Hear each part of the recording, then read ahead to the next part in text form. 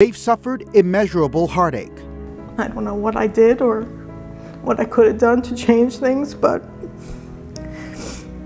if I knew, I would have done it in a second. I miss him. I miss you, Nick.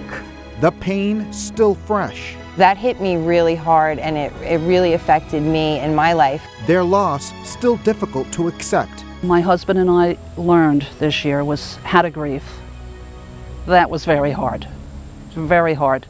A single mother, a wife, a grandmother, all three sharing their stories of loved ones who lost their lives to drug overdose. He had a good, happy childhood. Lauren Privatera reminiscing about her son Nicholas's childhood through a plethora of photos spread across her kitchen counter. Nick died in February of 2015 at the age of 23. He overdosed on heroin. My son died from an overdose, but you know what? He was my son. He was a great kid.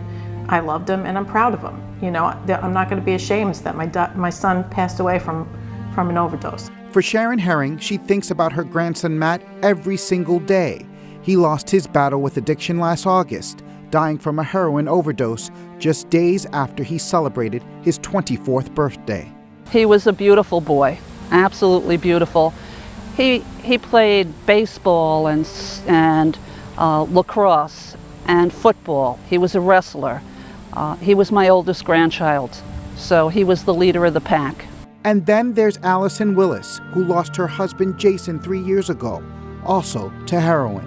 We had a daughter together, so I had to tell my 6-year-old daughter that her dad was not going to come back.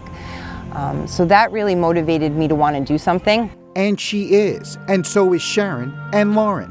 All three women using extraordinary resiliency through loss to host events marking International Overdose Awareness Day at the end of August. International Overdose Awareness Day is a global event aimed at bringing awareness to drug overdose and erasing the stigma surrounding drug-related deaths. The event actually began more than a decade ago in Australia and has become popular even right here in the United States. And there are many events scheduled ahead of this year's Awareness Day, including one happening right here in the village of Nyack Memorial Park.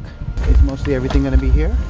Yeah, well, we're going to have everybody coming through here. Allison giving us a tour ahead of her Overdose Awareness Day event scheduled for August 25th. It's really good that we have this because we need to talk about what's going on, and we need to share our stories and experiences. We need to end the stigma. For the Herrings, they've coped with loss by creating the Overdose Love Lock Gate, the gate to memorialize their beloved grandson and to have others who lost loved ones to addiction share their locks on the gate during the Overdose Awareness Walk event scheduled for the 25th. Everybody that's dying, it has to be about more than just Matthew. So I knew it was within a week of the Overdose Awareness, so that's what we did. It wasn't the Matthew Herring Walk, it was Overdose Awareness Walk. This is the day he was born. Lauren's Hope and Healing event in honor of her son Nick will take place on International Overdose Awareness Day.